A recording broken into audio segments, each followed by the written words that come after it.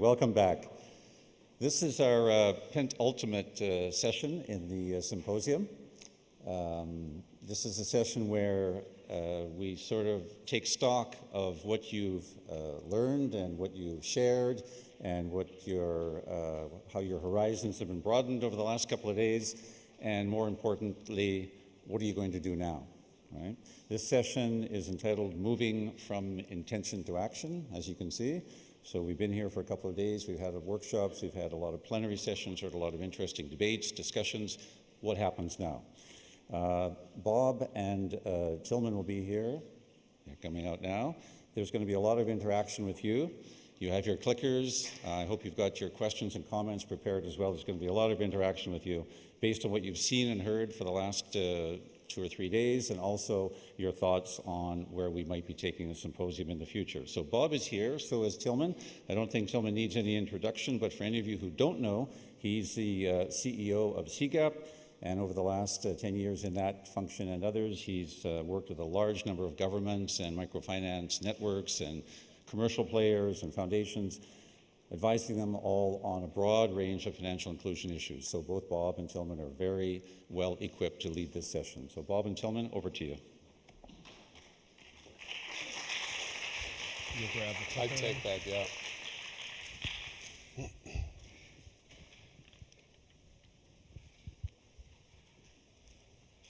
So we're here to start to bring this thing to a wrap, right? And I'm in control. You're in control, Yeah. That's right. Let's see what happens when I press this button. Yeah, this works, Bob. So I let you start though. So just to start us off, we've been talking in the hallways and talking among ourselves, and there are, I think there's been a great amount of energy. When I look at sort of what I'm feeling anyway, 3 things kind of jump out at me. You want to click away? Yep. The first thing is, as we go forward in this sort of quest to now take these great institutional platforms that we have worked so hard to develop for the last 20, 25 years, it's really evident from the energy in the room, from the kinds of things that are being put on the table, that client centricity is something that returns us to the hands of financial service providers who are mostly in the global south. That the energy of getting client-centric is an energy that's profoundly from organizations, again, providing financial services that are located mostly in the markets that we most care to serve. That's a big and important shift. The second thing is the world's different. I can't tell you how many times the word partnership was mentioned, but it's really clear that we're working together to get to the next stage. This is not just sort of some phrase and sweet notion. It's fundamental. And I think that so many of the speakers have talked about the partnerships they're engaging in, of very different kinds of organizations that are coming together, I think, in this financial ecosystem that you talk about so much, Tillman, and CGAP. And I think what brings us all here, a little bit talked about by Stephen, is the shared purpose, a sense of purpose, right? This is a community within that broad framework of financial inclusion that still cares and is fundamentally driven by serving poorer clients. Great progress will be made by many of the kinds of institutions that we're hearing about, mobile money, by payment systems, by people whose fundamental purpose is not necessarily the bottom of the pyramid. Yet, we as a collective group really have a shared purpose. It is those clients. It is reaching down. Okay, Roger promised you an interactive session. So here are the 3 things we are going to do. We want to hear from you your takeaways, and we will ask you 2 questions. The first one is going to be, what is the one insight that you are taking away from the last 2-3 days? And then we will ask you what is the thing or what is the issue that was missing and should be addressed next time around. So those 2 questions, start preparing mentally. What we will then do is we will revisit some of the client centricity questions that Gerhard asked via Consensa at the very first morning. And we want to see how our sentiment might have moved. And then I will ask you, and Bob and I will ask you why. and what was it that moved the sentiment. So that's the second piece. And then we want to go a little bit the road ahead, and in particular, we will ask you to think through what are things that you might do differently Monday morning when you're back home. What's the one thing, the one conversation you might have with your senior management? What's the one follow-up with a colleague whom you met here that you want to pursue? So those are the three things. Your takeaways, revisiting client centricity, and a little bit of committing for future action. Now, as you think about the takeaways and the two questions, Wednesday morning seems, and for many of us even Tuesday afternoon, seems already a long time ago. So let me quickly remind you what the agenda was. So we started with obviously Rita's opening and then the quest for customer centricity. Leslie Witt from IDEO gave us 5 lessons, you remember those. Then we had a very lively practitioner's view, PEP and the power of leadership, and Mark from Microcred with the notion of how much it takes to invest to actually get going. Then we had a session on demand-side research, big data, and the takeaway that you need to start with a business question to get energy out of that. Then we had the workshops, high energy in the afternoon. On Thursday, we started with recognizing Innovation Showcase. We had the Econet experience, Strive with his wonderful lessons learned, guerrilla marketing, send 2 kids to drive on a combi and talk about the new service that's coming. Then we had workshops on products and services, again, high energy. We had a great debate, high touch versus low touch, after lunch. And high touch doesn't mean high cost, and low touch doesn't mean low engagement. And we had a session on use and regular usage, where Dori reminded us that small actions can have big impact. And then, of course, this morning, we first had to jump up and shout for our continent. And then we had a business case, the discussion on the business case, and Matt took us back and a panel of experts on the last 10 years and look ahead in the future. So this is what we did collectively in this room, and then we had, of course, many conversations on the sidelines in the workshops. As you reflect on all of this, so the first question for you is, what is the one insight? There are more, I know, but we want you to focus on the one thing for you, so collectively we will get a good list. What is the one insight that really stood out for you? And what we will do is we will have the microphone go around the room clockwise. We very cleverly cordoned off the upper third there with little ropes and bushes, right, so that you come forward, but some of you still are hiding up there. So we will come to you with a microphone. So why don't we start here and then go through the room? What is the one thing that stood out for you? One lesson learned? Do I see hands on this side of the room? And I will call on you, David Ferrand, or Craig Churchill, a few faces I know. So let's start here. The first hand is up. Can we get one of the microphones in the middle? And while we as a community are growing, we still do not know all of us, everybody, so quickly introduce yourself as well. Is that mic working? They'll work, just talk and then they'll pick them up, because they turn all the microphones off of people who aren't speaking, okay, so that they don't pick up other sounds. So when you get it, just start talking, and it'll take a second or two and it'll come on, okay? Okay, my name's Harry West from a consulting firm called Profit, and the big takeaway for me is that the gold is in the details.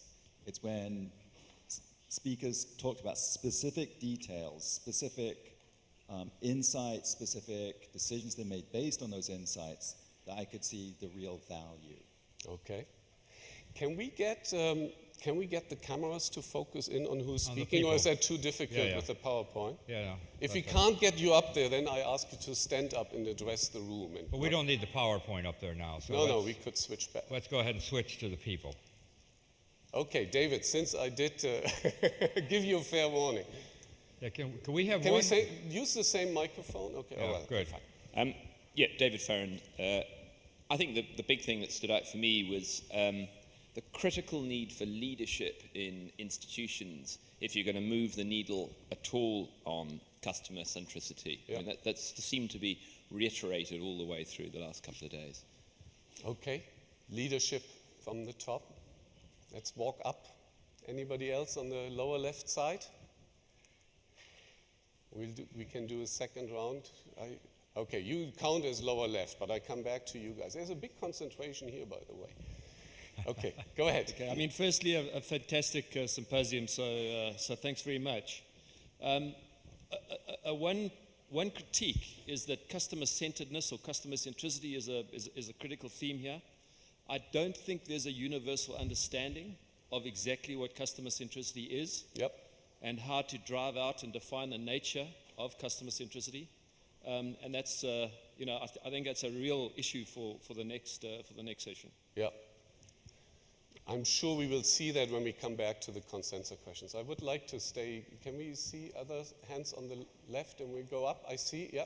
Go ahead. Go ahead. Yeah. Yeah, I think we all need somewhere to go. There's finding a balance right now very quickly. There is a very interesting critical mass of funders who are stepping forward. There are people talking about this, but the number of companies who are actually investing and implementing these ideas at a level that it can move to scale is still small. Yeah. And I think we need to find that balance really quickly. Otherwise, and I've heard this comment, I think, around the cocktail hours particularly, that otherwise we're going to have vague and abstract conversations about customer centricity. And next year, let's have 5 more examples of people who are, have really committed to it and are putting it on the ground. That's a great aspiration. We need more demonstration cases. Let's continue. Raise your hand. There is a hand up. Up. Yeah. Oh, there was someone Here here we go. Okay, we start there and then we walk up. Yeah. Good. Okay, my name's David Cracknell from Microsave. I've spoken before. I think that it's been a great experience to hear the words customer-centric. I still think there's a lot to do to prove the business case, not just for the big players. Okay, we can prove the business case for bKash in Bangladesh. bKash in Bangladesh is not everybody in the room, fortunately or unfortunately.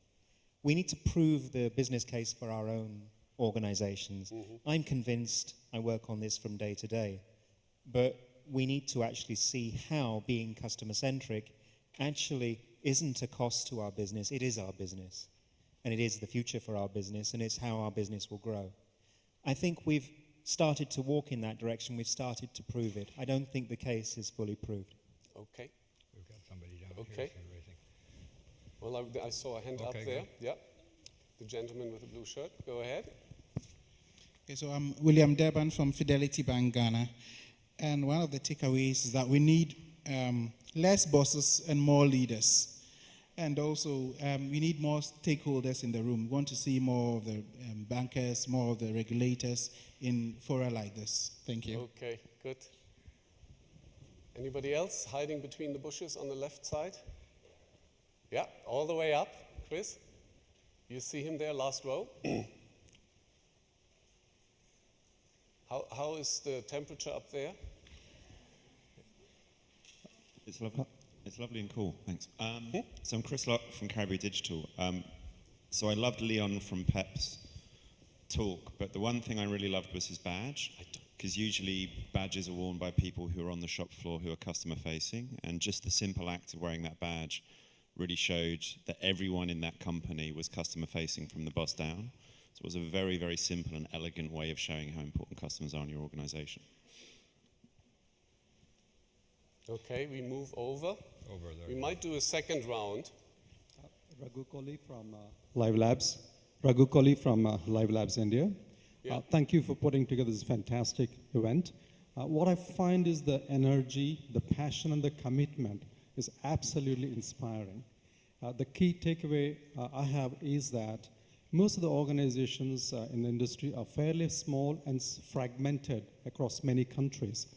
While customer centric is a great journey to be on, many of them, it may be formidable to some because as we're talking about the business cases for it, One of the areas might be to look at platforms and tools which work between the players. So in other words, to create an ecosystem.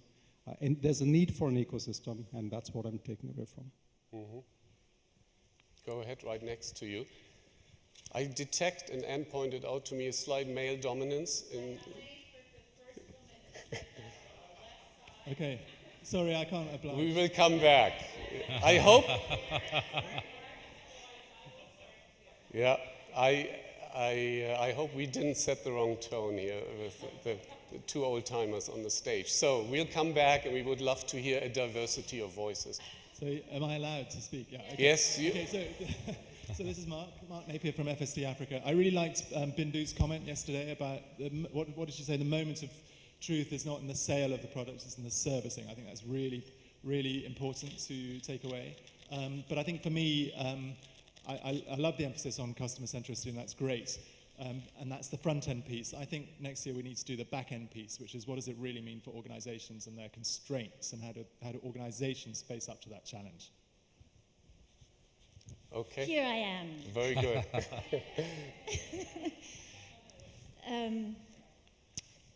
So I'm a member of the Boulder faculty, and I'm teaching in the afternoon. So I'm here only in the mornings, and then I will soon run a few blocks down the street to teach. And my big takeaway is actually troubling, because the conversations I'm having here and the things that are inspiring me here, I'm trying to take them back into my classroom in the afternoons, and I'm having a lot of trouble.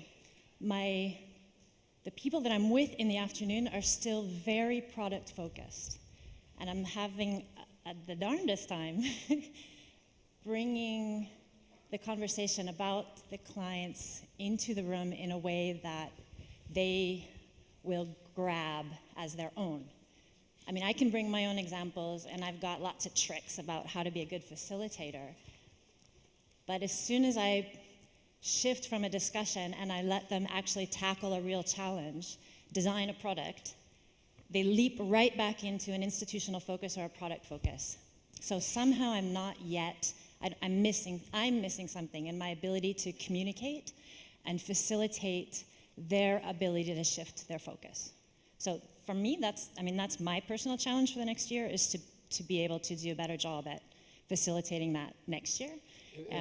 But it's also an appeal to everybody here, to the extent that you can help me figure out how to make that connection and make that shift. And what can I probe a bit? What are the tools that are missing? Is it more videos from the front line? Is it more demonstration cases? What would help you? Definitely real examples. Who was saying it? I think David was saying it. The inspirational stories have passion in them. And another one of my takeaways is that if you have passion, you can do anything. So helping everybody understand what they're passionate about and then make a change driven by that passion, that alone, I think, could make a difference. Okay. But then when it comes down to, the class I teach, which starts getting the operational, implementational details, making it work, then I need case studies that aren't the big picture case studies. I need normal institutions, normal people operating under lots of constraints who make small changes every day and evolve to something better than they are. So I need some case studies like that, with real numbers. Where's the money coming from? If it's self-financed, how did they do it? How long did it take? Who got involved? How is the partnership started? How did they do the screening? I could make a long list of things for you. But so all of and some of you are doing a really good job at that, putting information into the public domain that the rest of us can then use to communicate, to suggest some options, what the paths forward might be, to ask the right big questions that get people started on a passionate path for the future. So that's definitely helpful, but there's something there is a piece of the question that I can't yet answer for you. It's not just examples. There's something about the translation, the shift that I think it's a cultural shift, moving from products to clients. It's something fundamental about the way practitioners are viewing our world. And I don't yet have an answer, but I want to start the conversation. Thank you.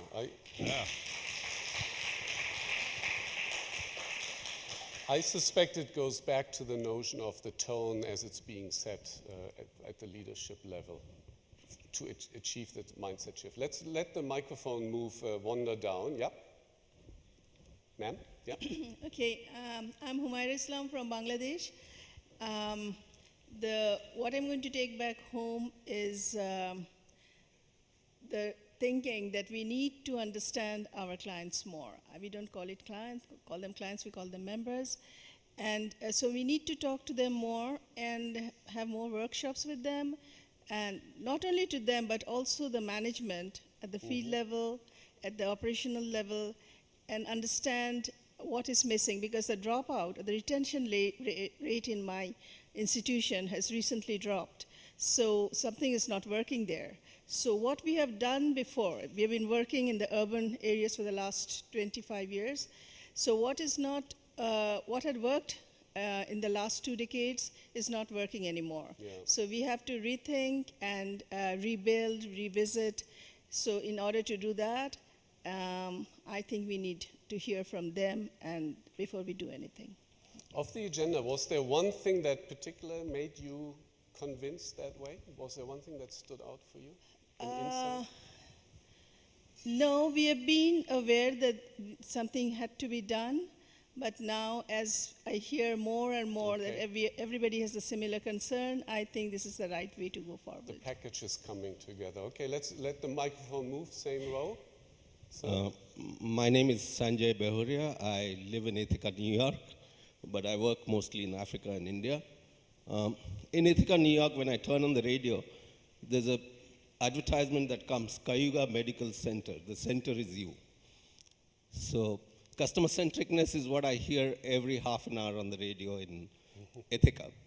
And I joined the banking industry 36 years back, and I didn't drop out of school like my South African friend at the age of 10. But the first day I entered, I was told customer is king. And I'm hearing that now. And today I'm struggling. I thought I had it figured out, but I am struggling that there is low touch, that there is individualized data which is going in and making generic solutions. I don't know whether we are going towards customer centricness or we are going away from the customer. So I hope I'll have some answers next year. Okay, good. We'll let the mic move down. Can we start there on the right and then go move in? Thank you very much. My name is Tezerra, and from customer centricity and customer journey, this is the time for us exactly when we are doing our 5-year strategic business plan. And one thing I would like to take for board of directors, management, and frontline staff, in a very short and precise way of saying it, let us think like our customers. And that puts us in customer centricity, not a one-time job, but in years to come in our customer journey. And it will continue in that way. And the biggest investment in the years to come that we will make is an investment in customer satisfaction. Thank you. Okay, let's keep the mic moving in that row, and then we come here in the front. Yes, good morning. I'm Emilio Hernandez from the FAO. I guess my takeaway is twofold. First, I sympathize with the previous comment from our colleague from Basics. I feel like we are not recognizing a bit the enormous progress that the microfinance movement made in learning about our clients. It's all about the clients. It has always been about that, but I think we really need to focus on new ways to deliver those client-centric services that microfinance is well known for to millions of people that are still out there. And what I've liked about this event is that I get the hint that we need to start thinking about partnering with not obvious institutions and organizations. I mean, I love seeing PEP here talking about what they do. I really like the CEO of Bcash saying, I know nothing about microfinance and I really don't know why I'm here. But I think it should serve as inspiration for many of the microfinance institutions and financial institutions in general here who are well known and very famous, and a lot of documents have been written about them, to say, well, you know, let's take what we know about our clients, which is a lot, but let's try to, you know, partner with the not so obvious networks that we've always worked with before. Why don't we, you know, work a little bit more with input service providers, with clothes shops, with, you know, telephone companies and the sort.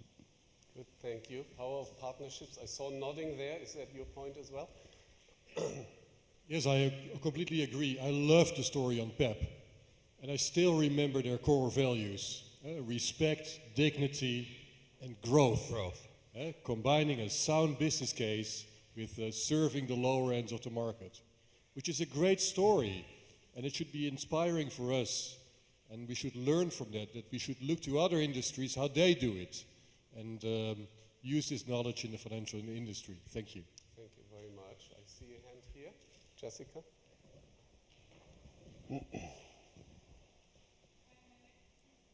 Continue. It will come. Trying again? Yeah, okay. Hi, my name is Jessica Schicks. I work for AB Bank Zambia. And a conference rarely answers any question conclusively. And I guess if it did, then the question was outdated already for a conference, so that's a good thing. I feel the two questions that we have least answered was the question of why are we needed, and the question of what is the business case for customer centricity. So now you can interpret that fact in a critical way, and you can say maybe that means that as an industry we are not able or willing to criticize and challenge ourselves. We just want to believe in a fuzzy picture of definitely somehow we must still be needed, and maybe we don't really have an answer to the question of the business case. But you can also look at that in a positive way. And I think the way that the discussions and the panels were going, we seem to have a very clear picture and vision of how much is left for us to do and to contribute. And there seems to be so much buy-in already into the concept of customer centricity. So I want to underline that call now really for more and more and more examples and ideas that we can carry back as practitioners into our institutions, that we can go through and check what do we believe applies to our customers, what do we believe is feasible with the capacity of our organizations. And on a slightly different note, about this question of defining customer centricity, I think for a few of those concepts, customer centricity, customer empowerment, customer protection, we've developed some positive lists in the industry of what we mean with that: usage, affordability, data protection, respect. There's so many terms out there that are positive, and that's good. Now, I am wondering if we could get also to something like a negative list, a checklist of those 5 things. If you do this or this or this, then you are not yet fully there. And maybe that would help us get away from those 70% of institutions that already believe themselves to be customer-centric. One quick follow-up, Jessica. When you say the question why we are needed has not been answered, what's your definition of we? Because some in the room would, is it the folks who benefit from subsidized capital, or who's we in your definition? Yeah, I asked myself that same question when we were looking at the panel, and I think that we is a perceived community of people working towards financial inclusion, and that it's everybody subjectively who can ask themselves and who has to decide if they feel part of that community. Okay, let's move the microphone to the gentleman. Thank you. My name is Amraj Khanka. I'm from Solomon Microfinance Development Bank, Nepal. I carry with me providing money only is not enough in order to make poor people's life turn. Coordinated efforts in terms of technical support, know-how, and the trainings are equally important. Thank you. Okay, thank you. We come to the front. We can start here.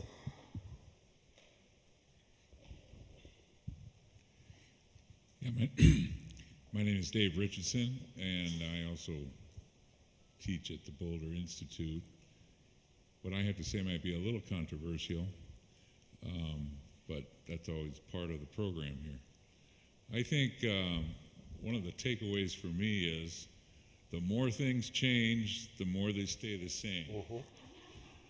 And I say that because about 15 years ago, I attended a conference when somebody stood up and said, it's not about products that we sell, it's about solutions to people's problems. This was 15 years ago, and Cheryl is going through her rebirth right now, and I can appreciate that because we all do that.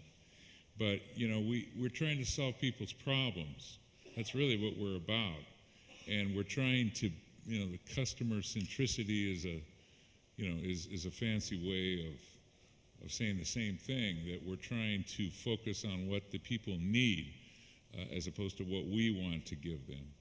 And I can remember many years ago when we got into this microfinance thing, anybody that made a loan that wasn't micro enterprise, that wasn't for productive purposes, was considered to be, a heretic. We couldn't, to make a housing loan, for example, or to make a consumer loan was something that, that's not microfinance. You guys are off in Never Never Land. And now, as we've come full circle, we realize that people have these needs, and that we need to respond to those needs, and it's not just about one group of people, whether they're, we talk about the poor and the rich and the middle class. We're trying to respond to what the market is telling us and trying to be innovative and trying to help people improve their lives. And so that's kind of, as I look at this and I hear our emphasis on customer centricity, I think, really. Can I challenge that a bit? This has been around for a long time. I challenge you on that one. I would love to hear reactions. It might be that we have talked about solving real problems for people. But there is one narrative, at least, that would say once there was an understanding that there is huge unmet demand on the credit side, an entire industry focused solely on supply and might have provided the wrong product. So school fees for a poor family in the informal economy, that's a cash flow spike. Tough to manage, but it's not unanticipated. How come poor people borrow as a commitment device, if you will, to pay school fees and then pay back, rather than saving up? Maybe you offered the wrong product. So maybe the rhetoric was the same, but the reality wasn't. I would love to hear reactions. Jen, can I call on you? You reacted to Plus ça change. Do you agree? Is this the same discourse, or is there something qualitatively and quantitatively different? Well, I think one element we need to take into account, say I with the white hair, is the entry of new talent into the field. So maybe something that is a reality for those of us who were active at that point has to be discovered again as people come along. I do think what I sense is different is a kind of tipping point critical mass of convergence around the importance of values-centered and that's it's value-centered is part of what's coming through in the conversation about customer-centered, and I think we have to put those two together. I saw nodding right in front of you. Next, okay, yeah. Hi. Are we talking? Is it the same, or is there something different? And if so, what is it? Well, I think that some of the rhetoric is the same. I think that we, as Cheryl was talking about, we stuck with products, right? And I do hear a little bit about how do we get people to buy our products in the human-centered approach. So we built a product, it's not moving. How do we facilitate through the customer-centric approach to get people to buy that same product? Maybe the interface is different, maybe the marketing scheme is different. So I find that to be different than real, true customer-centric approach. I think that we have created products, let's say it's a savings product, let's say it's a methodology, let's say it's a credit approach, that we get stuck with, right? We're contracted to fulfill that approach. We have, performance indicators we have to achieve, we have donors we have to appease, and then our customer centricity is lost. Okay. Yeah. Right in front. Thanks. Fuad Abdelmoumni, I also teach at Boulder. And I think that the difference between what Dave just said about 15 years ago and now is that we feel that we are about a revolution. About? Sorry? About a revolution in our environment. Today, we are not anymore with any small institution that could go a few meters ahead next year and would make a difference. Now, we feel that you have real, big, new technologies, new commerce, a new environment that will probably kill a lot of actors of this field. And this, for me, to speak of the centricity of the clients is a euphemism to say we are at risk. To say if we continue like we are doing today, many of us will die. And who's we? MFIs? Yes, MFIs. Okay. And I think that definitely some of our reserved area is now attacked by others. So even we can do our own revolution and go beyond what we are doing, or this field will be taken by people who will be able to answer better the expectations of clients who will today have choice that they didn't have yesterday. Thank you. Okay, we'll continue here. We can go back one. We had you already. I want a bit more diversity. So then let's go back to the gentleman. Yeah, you, one up, and then Monique. Okay, thank you. My name is Rogers from Hassal in Nigeria. Bob had already mentioned to you how I appreciate what has been done at this symposium. I think that a whole lot of work has been done very well. Like David said, we've always talked about customers at the center. Even from business school, you want to categorize every organization how they offer customer service, whether it is process focused or product focused or customer focused. Now, what's next important thing for me is what do we do after now? We've already been given index cards to say what we'd like to talk about next year. Now, when we all live here today, what happens to customer centricity? Are we going to come back next symposium and begin to talk something else? I think that the MasterCard Foundation and Border Symposium can go a lot further to find a way of engaging people who are here. What are we all doing as we go back? How are we making impact from the lessons that have been learned, whether it is from the point of view of focused groups? How do we keep this conversation continued, after we leave Turin today and tomorrow, and to ensure that all the lessons learned, all the things that need to be done to ensure that customers really are at the center of what we do, so that when we come back next year, possibly we can then begin to say, what have we really achieved? How much have we advanced the cost of customer centricity? And then I think that is when we probably have more converts, practically. Thank you very much. Okay. Monique, maybe one last voice on an insight, and then we'll do a quick round on what might have been missing, although some of you started touching on it already. Can't hear without mic, sorry. Why don't I start when you talk about what's missing? Okay. Then go ahead, then you segue us. Or is somebody with a burning point around an insight, a takeaway? Okay, so we do these two gentle people, yeah, ma'am, and then sir right next to, and then we switch gears to what was missing. We heard some things already. Go ahead, ma'am. I'm Riria from Kenya Women Finance Trust. I speak for microfinance practitioners. Okay. When I say we know what it means to put the client at the center. Okay. I think what bothers me is the language that we use. Mm-hmm. That we want to do it for them.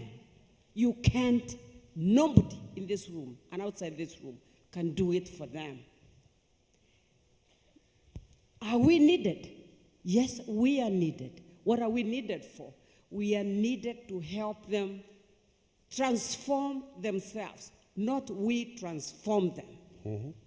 And as much as we spend time eating each other's lunch, what we need to do is to make sure that we are working together. For me, what bothers me about now as I go away is the individuality that is driving everybody. You are doing your own piece in your own corner. Going forward in next 10 years, what I think is going to work is us working together to be there, not to do it for them, because we have done it for them before it has failed. To help them do it for themselves. And that is what we need to find out. Microfinance is already finding out, managing how to do that. Thank you, ma'am. Hi, I'm Lakshman.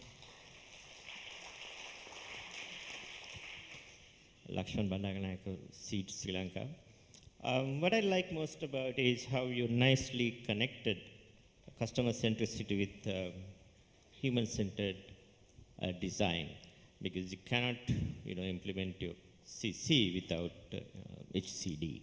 So that link was well established. Congratulations. I would like to dovetail my rest of my comments to the beautiful comments made by my friend sitting here. It's a wonderful comment. What do you mean by customer centricity and how you are going to achieve that? We discussed last 2.5 days tools, techniques, processes. But I think this conversation now needs to be taken to a wholly different level.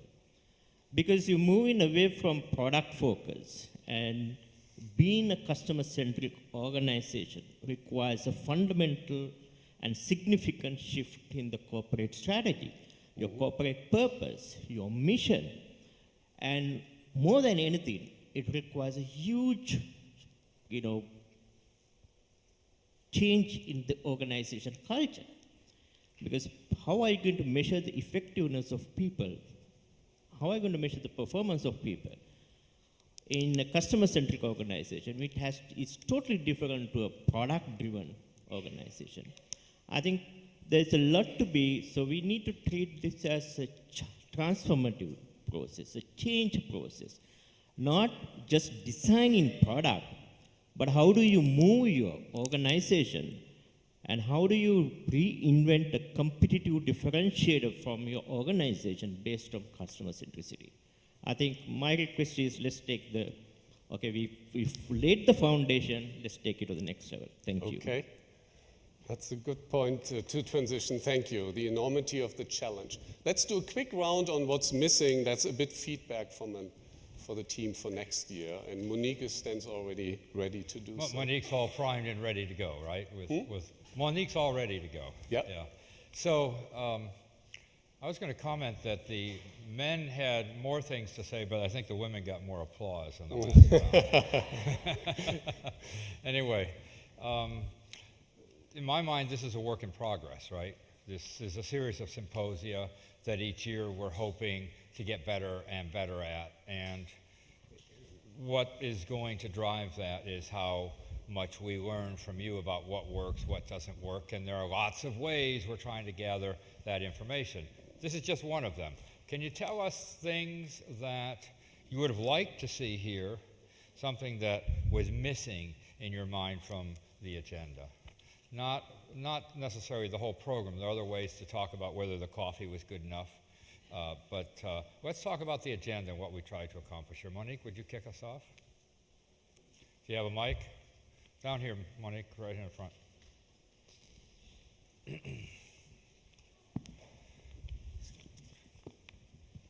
Hi, I'm Monique Cohen. I used to teach the clients course at the Boulder Institute for about 10 years, and I ran a client-focused organization. So what do I think? I think the thing we're missing, what Greta Bull said something this morning, we need to think about our clients differently. And I think we're beginning to do that. 15 years ago, we thought about clients as statistics and passive. Now we're thinking of them as active part of what we do. But we need to go further. We don't just have to think about functionality. What the gentleman from Sri Lanka mentioned, we need to think not just about products, but also how people make financial decisions and what drives those decisions. And what we've learned, I think, most recently, if you look at the digital services, is that people figure out what to do with these services once they understand what they can do. But what stops them is the big issue. Why are dormancy rates so high? And I think that is a big issue that we need to talk about. And in talking about it, I think we have to remind ourselves what we're asking people to do. We're asking poor people to leapfrog into technology, leapfrog into banking, and to put it differently, leapfrog into the 21st century where they want to be. And that's going to require, I think, from the industry to look at clients differently and to deal with them differently along the way. And there's going to have to be movement on the side of how you interface with clients. And I would say, as I've seen, is build trust and confidence in using virtual money. Because if you're poor, what drives you is to minimize risk, and virtual money is perceived as very risky. So I think these are important topics to think about, and I think institutions will need to change in tandem so the two forces of change come together more rather than being far apart. Okay. So what are the other things that we might be missing? Let's come on down here to the front, and then we'll work our way around again. Thank you. Paul Musoke from FSDA Africa. Previously, I was working in a commercial bank or commercial banking in Africa for the last 20 years before that. And I think what stood out for me was that if we're to be customer-centric, we actually have to invest in research. But discussing the financial diaries, it was mentioned that no financial institution has actually invested in financial diaries to date, which was quite telling, in my opinion. And I think financial institutions, either we need to find ways of assisting them to take research more seriously and actually invest more in research. Because if they don't undertake this research, they'll never really understand their customers and be able to come up with solutions that are customer-centric. So I think going forward, we need to find ways of how do we assist them to do effective research and get better understanding of their clients. So maybe in the symposium we could work harder to try and help organizations figure out how to translate research into actionable products or services or channels. Okay, interesting. Please, let's go back up to the row there. Yes. You're on, just talk. Okay, my name is Ezekiel Lesipisu from Habitat for Humanity International.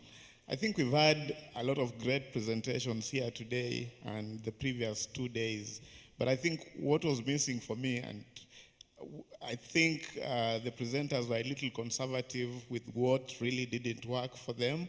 We need to hear more of what didn't work, what were the reasons that made those things not work. I think I would be excited if we had a failure innovation presented here and people pick from that and go back home and no, let's not do that again. Yep. On the US West Coast, they do fail fests.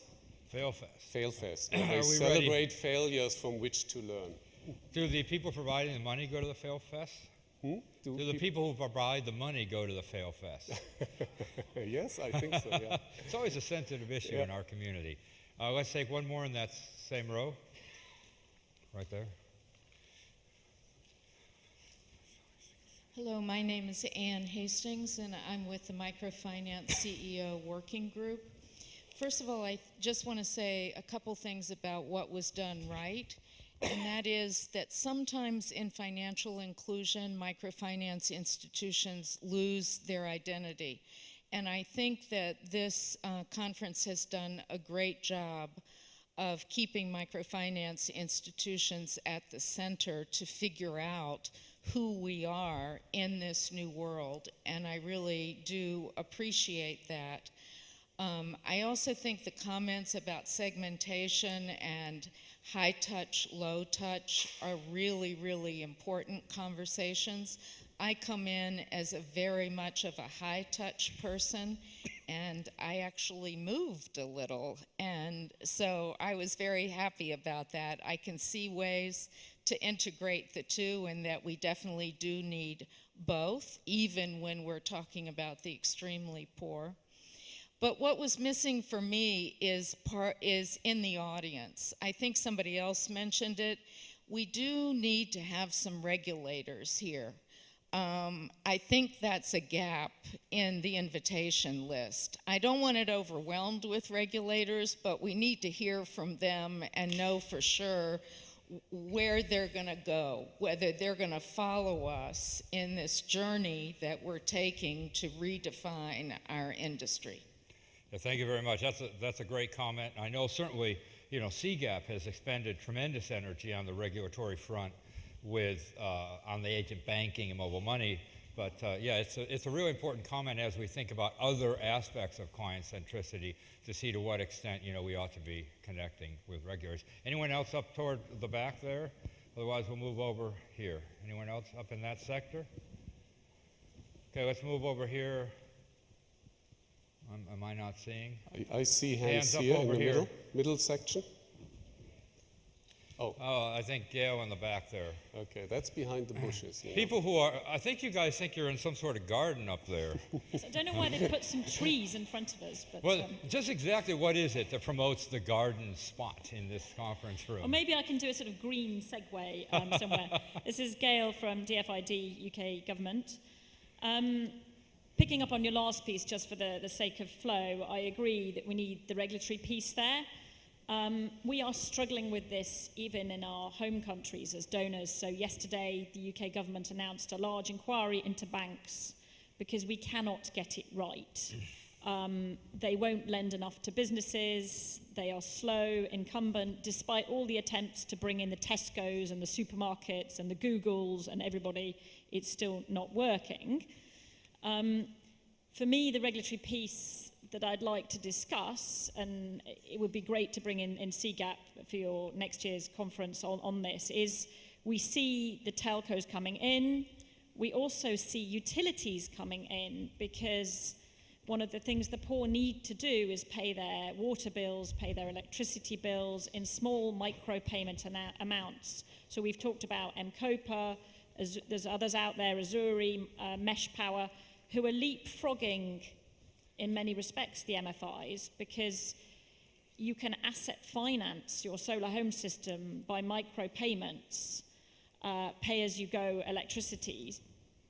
But I see also the utilities wanting to move into the microfinance space, into this financing lending space, and I see the telcos. But the big questions will be, if I'm a telco like Telenor in Pakistan and I buy an MFI, how do we make sure that others get onto their network as well, so that the utility networks and the telco networks are not excluded to other players? Otherwise, we will have the problems we've had in Kenya, where the cost of the M-Pesa and other systems is quite high, whereas the cost in Tanzania is lower because we've had a better regulatory regime. So there are some really difficult regulatory issues to discuss. I'd also like to see, on a similar vein, more talk about alliances. How can microfinance institutions ally themselves with utilities, with Google that do the cards where you can pay for the toilets, pay for the transport and micropayments in the slums in Nairobi? What about alliances with tax authorities? Maybe they're your way of getting a lot of customers in if they can pay their taxes with their bank accounts more easily, with fiscal cash registers, with the government social protection payments. So if the Ethiopian government is going to pay millions of people through this system, that's another opportunity. And finally, I'm surprised nobody's raised the issue of peer-to-peer lending, which is very big in the UK as another way of getting around the banks being so slow and incumbent. What about crowdfunding, loans directly from one individual to another, loans from the diaspora to micro businesses? So I think there's some topics for next year. But it was a lovely conference. Thank you very much. That's very interesting. So kind of seconding the regulatory focus, but also I think this kind of interesting notion of utilities. Infrastructure utility is a payment a financial service, or is it part of rails? And therefore, should we having a broader conversation with broader sets of rails about products that may be savings, credit, and insurance? I think there's a whole kind of conversation about how do we look at payments? Is that a service unto itself, or is it just that that's the system everything else will ride on? We have another one up here, please. And then behind, yes. Go ahead, please. Thank you. I want to pick from where Monique left. I think as a microfinance practitioner and putting clients at the center, what we have realized is that a gender perspective in everything is very important. Now that seemed like biased applause, but thank you. Thank you. And I really believe that any gender-blind movement towards financial inclusion will fail. I think we really need to think about that, as we go forward. I just wanted to mention that's a big omission, as far as I was concerned. Perfect. We'll do two or three more. Let's take back there, the gentleman. My name is Ishmael Ochil, Microfin Ghana. I think this work has been very, very helpful, particularly the issue of how we should gradually move away from the solidarity group and group lending and trying to segment our clients to understand them, to give them the right product. I think one thing that probably we may have to consider next year is most of our clients, I believe, are in the areas where Islam is predominantly, what do we do? I believe that next year you could have some of the practitioners who engage with the Islamic communities to see how we can design appropriate product, for them. Yeah, thank you very much. Perfect, thank you. Is there someone down here? Anton? And then we'll have one more. Yes, Anton? Yes, I'm Anton Simanowicz. I just wanted to pick up on a couple of points and make a suggestion.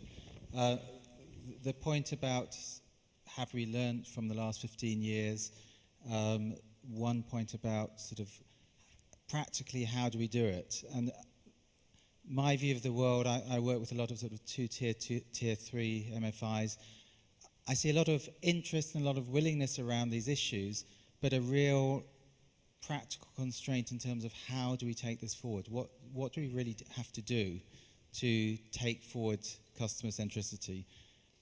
So a practical suggestion, we've heard a lot about human-centered design and its effectiveness in terms of taking these questions about what is needed to take products out, to understand clients, understand their needs, and really design based on that.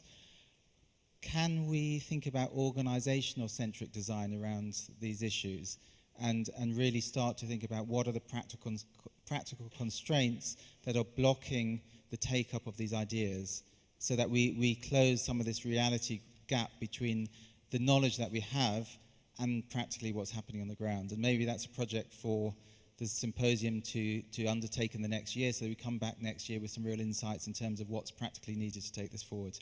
Perfect. Anyone down in this area?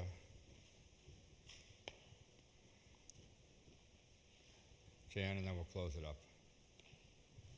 Thank you.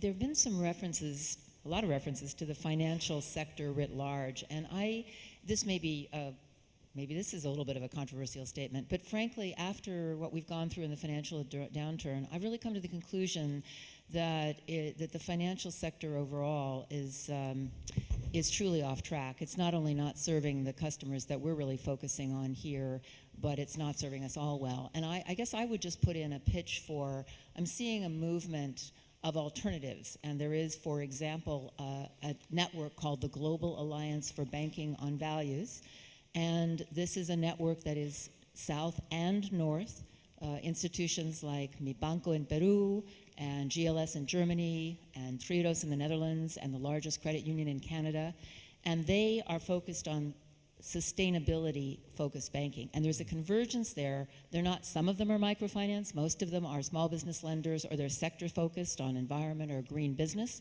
but the convergence is around values. And I'd like to see some of them here next year, because I think if you can bring in networks, you overcome the problem that you can't bring in everybody. But to the extent that we can bring in people who take insights and relationships back into networks, we can broaden our circle. Great, thank you very much. Tillman. Yeah, we are sorry to, but people have to catch planes and things like that, so we are committed to stick to the time frame. So apologies for those of you who couldn't come in anymore at this juncture. I wanted to acknowledge two other sources. Many of you wrote down over the course of the last 2 days on the white cards additional ideas, many of which have already been mentioned, but there are others. So somebody said, now that we are focusing on customer centricity, it would be good to honestly understand how to measure impact. That was another one. Next year, I would like to see more of the how-to. I think that was really a theme in many of the written comments. More tangible examples, how-to lessons on how to translate the thinking. Another one was broaden the conversation around what is financial inclusion and how it fits within the entire ecosystem, education, employment, quality for life. Many mentioned segments. I would like to focus on the youth clients next time, youth segment, the youth journey to financial inclusion, more focus on agricultural finance. So many more good ideas and feedback, and the team that's going to debrief and then start planning for next year will listen to that. And then, of course, many of you asked questions that, as Jessica put, the conference has a hard time answering on the spot. And the MasterCard Foundation team kept track of these questions. Some from the very early morning. You remember the customer delight point that was made and the question that was asked, when is good enough? And when do we stop pursuing delight? How do you even measure delight? How do you stay focused when growing rapidly? What partnerships to leverage? That was really a theme that many of you just mentioned. What does this all really cost? What's the business case? So between this conversation we just had, the other feedback and the questions, a lot to think about as the team improves for next year. Make it even better. We want to do 2 more things, and we do them quickly because this was the important conversation to have. 10 minutes each about. The first one is we want to go back to the consensus question that we asked at the very beginning around client centricity. And so I'm not sure whether, so if we could get up the consensus questions, please. Yep. And the first one is, you remember that. So on Wednesday morning, Gerhard asked you, simple yes-no question. Is your organization customer-centric or not? And now we give you 4 choices because you might have changed your mind. So the 4 choices are yes, confirming what I voted on day 1. Yes, I changed. I thought no, but I now think yes. Third, no, I said yes on day 1, but now I understand better what it all is. and realize that we have more to do. And then 4 is no, and that's what I voted for on day 1 as well. So you have your clickers. Can we open for the votes? Let's start voting. And you can start pressing. We have one as well, Bob, here. Do you Oh, we want to should press? vote. You have 3. You get 3 votes. I have 3 votes, right? All right. Now, if I didn't vote on day 1 because I didn't have a clicker, Then you can still vote. And this is just to get a bit of a feel, and you might find this interesting. Let's leave it open for a little moment. How many should we expect at Friday before closures? it looks like it's stabilizing. Yeah. Okay. All right, let's see. Last clicks. Why don't we close?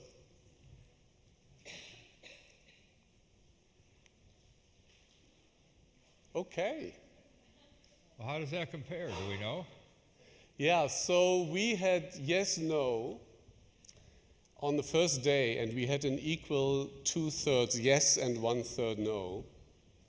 So there's still a great affirmation.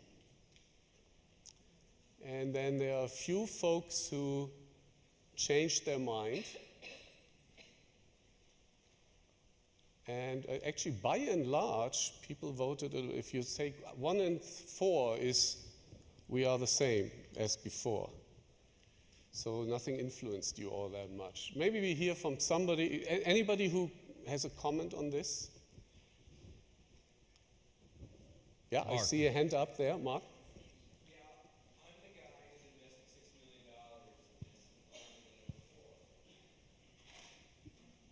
Yeah, say. Yeah, my point is, I'm not there yet. I don't have the capacity yet to say that I really am customer-centric on an operational level. Yeah. And you are reacting to the request that we heard earlier about honesty around uncertainty. I'm just saying it's a huge operational issue, and it's a long ways to go before it's more than a wish. Okay. Anybody else? Right behind you, right behind Mark. I would agree with Mark. We undertaking to turn Zona customer-centric. We're just at the beginning of that. And I've heard a lot this week about people are hearing their clients and designing products to meet their clients' needs. But when you start really diving into how to operationalize customer centricity, it's a mammoth task. And I'm also in 4. I think had I not started this task, I might have been on 1 in day 1, but just understanding the massive amount of work ahead of us, I'm sitting in number 4. Okay, another honest voice. It's hard to see up there. Yeah, there. Yeah, you have the mic. Yep. I believe that we also need to understand that this is a journey. So maybe the question is your organization customer centric? In terms of mindset, you may, as a manager, have the will, but are you there yet? And at what point can we decide that we are already customer-centric? I think we need to have some clear indicators, and clearly, as the market also is changing, it's a journey. You may be customer-centric right now, but your market is becoming more sophisticated, more educated, and you may no longer, be very relevant for them. So I think that is something we also need to understand and be aware of. Is there anybody who thought in going yes and now no because something clicked over the 2 days? I would love to hear, but we can start with you. Oh no, you don't have, I thought there was a mic already handed out. Anybody who thought yes in the beginning and something changed their mind because they took something away? Yeah.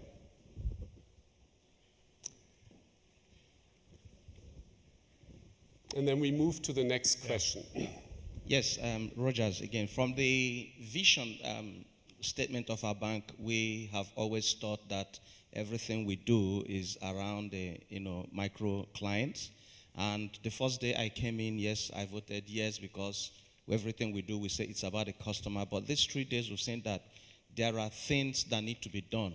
And until you do them, you can't be customer-centric. And that's why it's a no now. Okay. Yes. Okay, let's quickly check the next question that was also asked on day 1. having the customer reflect in the vision. This is what is customer centricity, which has come up a bit in the conversation. Frontline staff, is it about having frontline staff constantly engaging, human-centered design? You can read it. Shall we vote? Yep. Let's vote.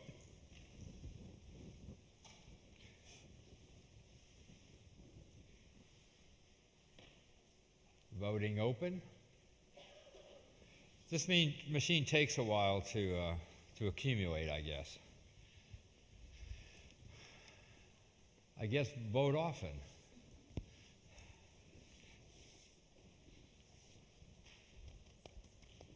Let's see if we can get up to about 75 or so.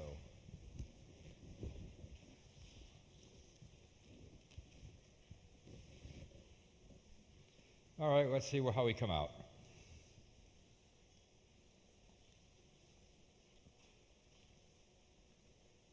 Wow, okay, interesting.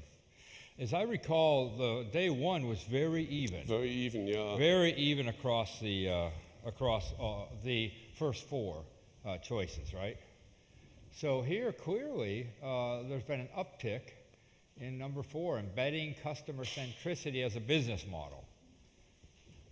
There's a clear winner. I mean, that definitely has gained, maybe 15 percentage points. No, as a matter of fact, I'm comparing. We included that as a new choice based on the discussions that we had. So we did have, let me read out. We had having the customer reflected in the vision, mission, and strategy. That was 28% on day one. Number 2, frontline staff constantly engaging. That was 31%.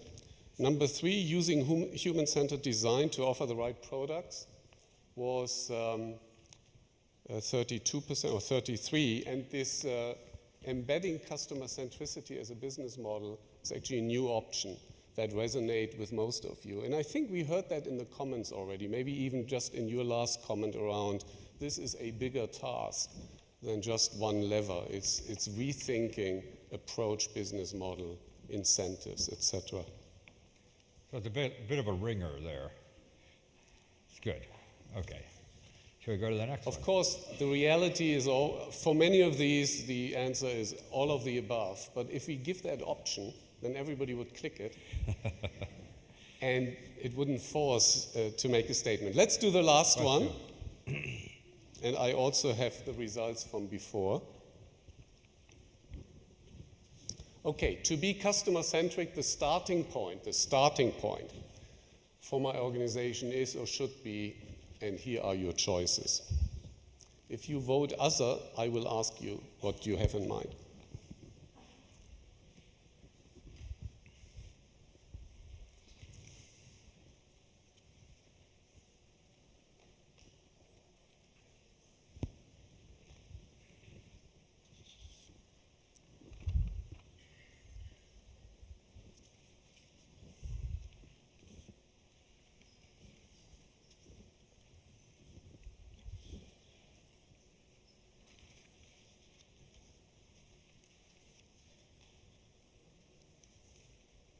Okay, we're almost there.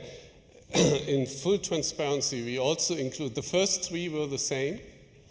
And again, in reaction to listening to you, we introduced 4 and 5.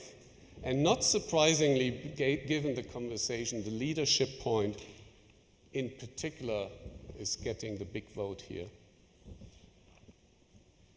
So just comparing, but it's a bit apples to oranges, obviously. So the first one, investing in employees, we had as a choice, had 40% on day one. The second one, developing data analytics, 34%. The third, design capacity to develop new products, had 14%. 4 and 5 are new, and 6 we had I don't know where to begin on the first day.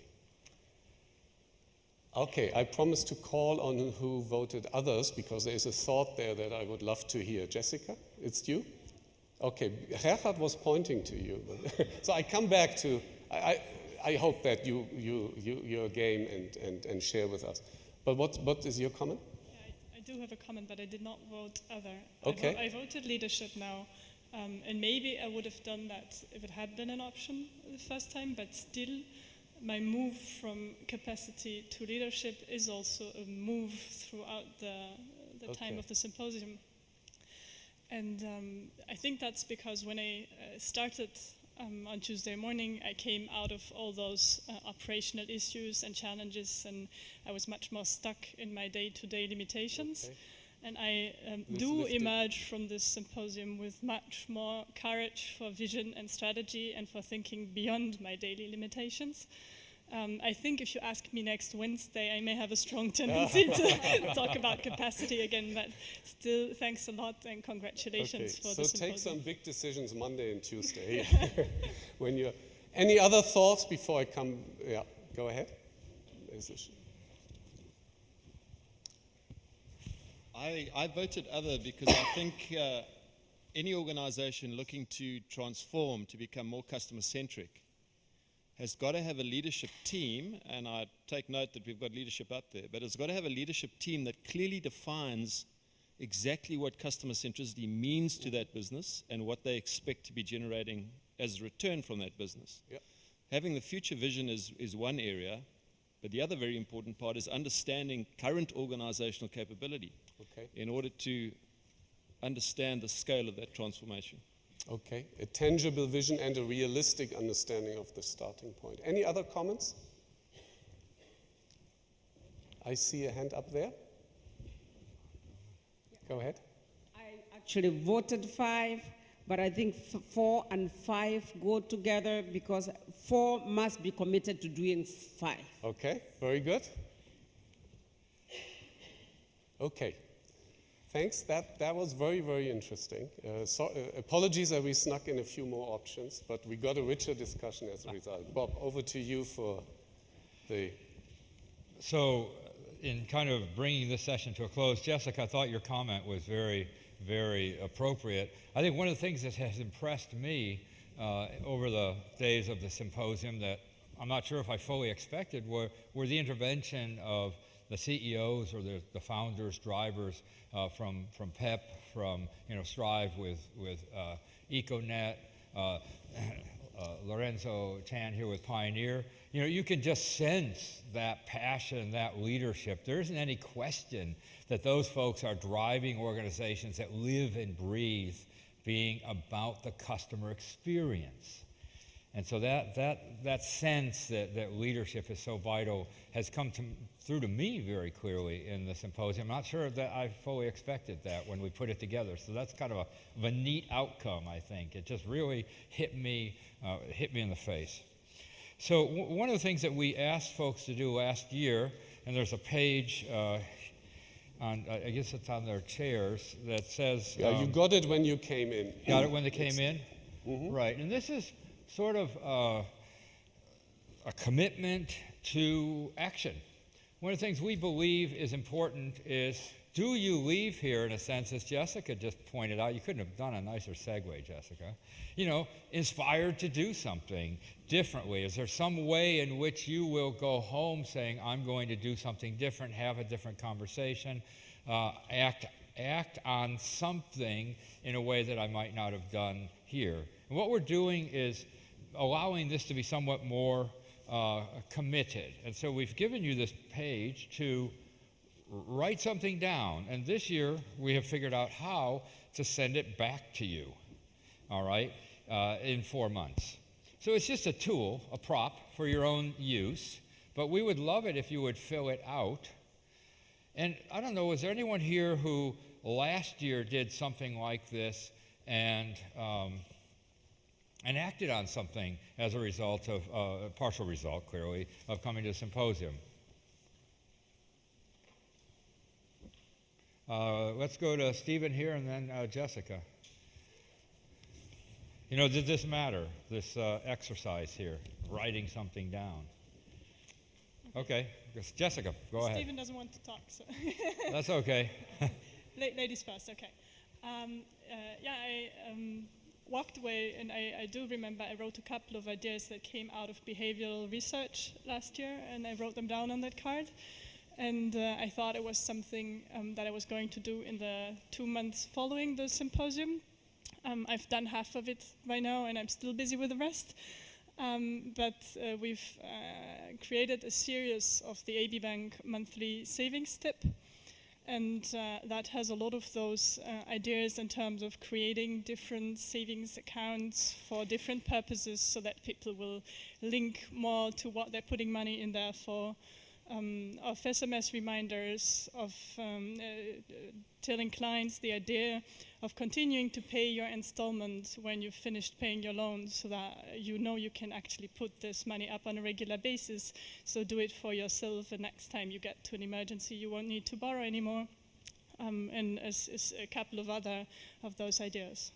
So if you would take a moment and fill out this form, it would be useful both for us to get a sense of whether you're inspired in any particular way, and then if you wish, we can send it back to you to remind yourself of something you might have thought of doing. Stephen, what worked for you? Actually, mine's sort of, I guess, a segue into point two. I think the phrase is gently poked by Katie Nino over there about the Juntos thing. It's taken us a year. I think it'll probably take a year and a day. We are literally on the point of signing to put the Juntos thing into Fede Credito in El Salvador, one of our projects where we've opened up agent networks. It hasn't worked how we thought. We're getting lots of payments business but no saving, so we're going to, 100% based on last year's symposium, try the Juntos Financieras thing.